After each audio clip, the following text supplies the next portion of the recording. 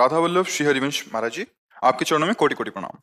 मैंने आपके पिछले सत्संग में सुना था कि अगर हमने किसी का 1 रुपया भी देना है तो अगले जन्म लेना निश्चित है। इसी बीच मैंने उन सब लोगों को याद कर पैसा देना आरंभ कर दिया और दिया भी। अब मेरा प्रश्न है कि जिन लोगों को हमें याद ना हो उनसे पैसा किस तरह, मतलब कि किसी से लिया और हम भूल गए हों तो? उसकी पूर्णता श्री भगवान की शरणागति में हो जाती है। हमारे जितने ऋण हैं, मातृ ऋण, पितृ ऋण, देव ऋण, ऋषि ऋण, जितने ऋण हैं सब ऋणों की पूर्ति हो जाती है सर्वलोक महेश्वर भगवान के चरणों का आश्रय लेने से, उनकी शरणागति से। जो हम जान रहे हैं, जो हमारी याद में है, हमारे पास व्यवस्था है, हम उससे प्रयास कर लेते हैं, और जो नहीं है तो स्वाभाविक सब ऋणों से मुक्ति भगवान की प्राप्ति में हो जाती है। यदि हम निरंतर नाम जप करते हैं, अब सब में अपने प्रभु की भावना करते हैं। देखो बच्चा, ये ढांचा जरूर है, लेकिन ढांचों के अंदर वही परमात्मा बैठा हुआ है, बिजली वही है, पावर वही है।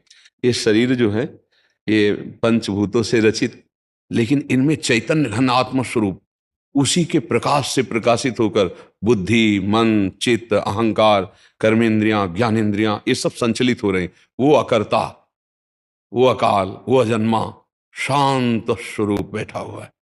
अब उसे निराकार मानो, साकार मानो, जो भाव से जो उपासना करते हैं, तो हम उसकी भावना करते हैं। सब में, सब ऋणों से मुक्त होने का सब कृपा है, सब में भगवत भावना करते हैं और धर्म पूर्वक मेहनत करके धन कमाते हैं। 4 पुरुषार्थ हैं: धर्म, अर्थ, काम, मोक्ष। निवृत्ति मार्ग अलग है, प्रवृत्ति मार्ग, चूंकि आप प्रवृत्ति मार्ग में, इसलिए ऐसा।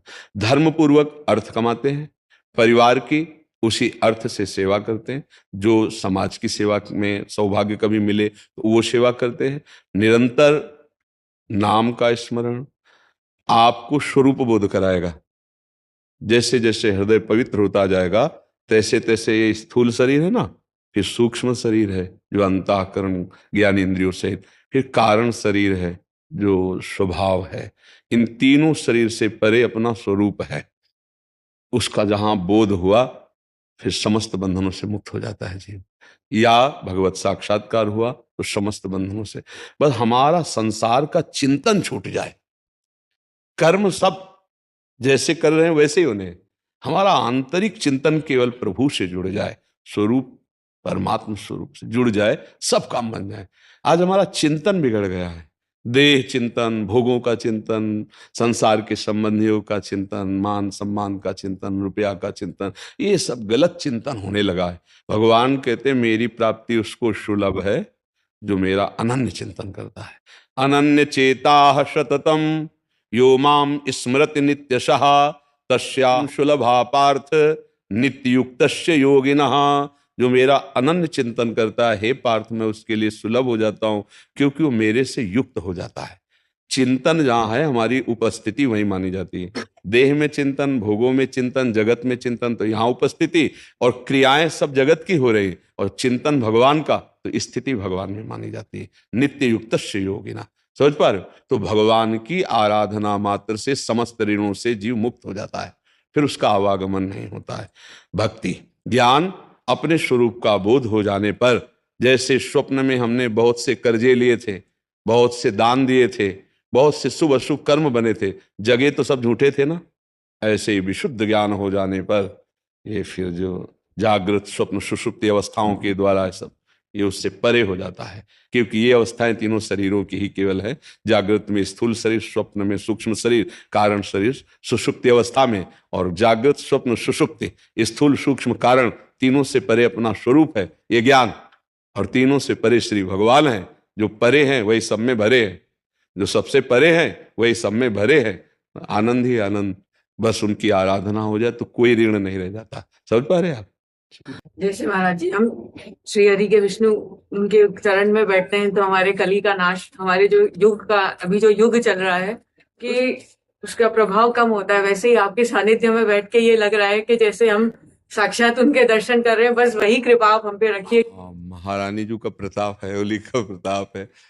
हम देखो कलयुग का जो प्रताप है, वो प्रभाव जो है वो झूठ पे है, मदिरापान पे है, मांस भक्षण पे है, परस्त्री व्यभिचार पे है, चोरी पे है। अगर ये लक्षण नहीं है और वो भगवान नाम जब करता है तो कलयुग का कहीं मात्र प्रभाव किसी के ऊपर नहीं पड़ने वाला। ये निर्धारित शास्त्रीय मर्यादा है। अगर इनमें से कुछ एक भी रहेगा तो अपनी ऑफिस वो बना लेगा, और वो जहां जाएगा तो अभद्र ही करवाएगा, मंगल ही करवाएगा। सेवक महाराज जी ने कहा है, राधा वल्लभ भजत भज भली भली सब होए, जीते विनायक शुभ अशुभ, विघ्न करे नहीं कोई, विघ्न करे नहीं कोई, डरे कलिकाल कष्ट भय, हरे सकल संताप, हरस्य हरिनाम जपत जय। कलयुग डरता है श्री जी के निज जलों से, कलयुग डरता है कि कहीं हमसे कोई त्रुटि न हो जाए, हमको दंड मिल जाएगा। क्योंकि सर्वलोक महेश्वर भगवान श्री कृष्णचंद्र जी, जिनके कर कमल में पीकदानी है और ऐसे खड़े हैं कि प्रिया जो कब उगार करेंगी, वो तो अखिल ब्रह्मांडों के स्वामी, तो ये कलयुग क्या उन्हीं के शासन में तो है, तो ये कुछ नहीं बिगाड़ सकता जो प्रियालाल के चरणों के आश्रित जन है। यहाँ जैसे वृंदावन धाम है और यहाँ जो भी प्रभाव है हमारी महारानी जी का प्रभाव है, मेरी श्यामा जी का प्रताप है। उन्हीं के प्रताप से जैसे कोई कह रहा मेरा जीवन बदल रहा है, कोई कह रहा मुझे आध्यात्मिक लाभ मिल रहा है, ये केवल श्यामा जी की मुस्कान का है।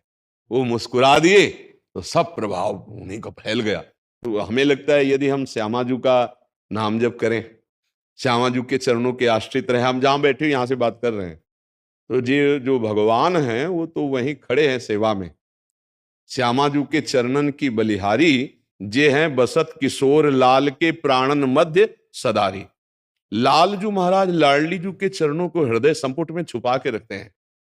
बिहरत कुसुम पराग लगत तब पीत वसन ले झारत, लुठत मयूर चंद्रिका तिंतर अद्भुत छवि निहारत। ये बिना वृंदावन की बात समझ में नहीं आएगी, वो सबको ये समझ में आता है कि भगवान है नहीं, लेकिन यहां ये समझ में आएगा कि हमारी प्यारी जू का क्या प्रभाव है।